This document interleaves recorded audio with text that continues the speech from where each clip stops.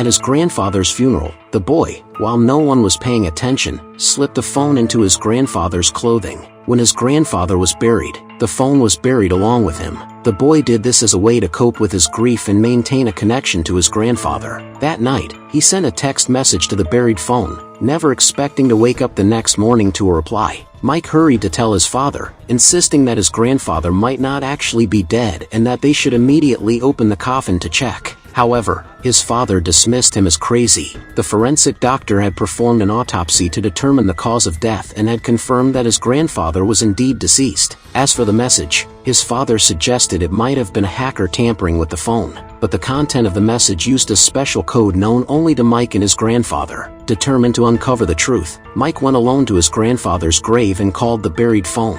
To his shock, the sound of the phone ringing came from underground. The ringtone played for a long time, but no one answered. If his grandfather had been buried alive and had replied to a message, why wasn't he answering the call now? Terrified, Mike tried to comfort himself, reasoning that perhaps it was just a hacker playing a cruel joke. Then, one day, something even stranger happened. At a school dance, Mike danced with the most popular girl, inadvertently angering the school bully. The bully beat Mike severely and twisted his limbs into an odd position before leaving. When Mike returned home, he didn't want to worry his father, so he vented his frustration and pain by talking to his late grandfather via the phone. It was just a way to let off steam, but the next day, Mike learned that the bully had died. Unable to believe it, Mike rushed to the scene, arriving just in time to see the police carrying the bully's body away. It turned out to be true. However, seeing the grief of the bully's family brought Mike no satisfaction, only a deep sense of guilt. Later, his teacher mentioned that the bully's body had been found in a twisted position,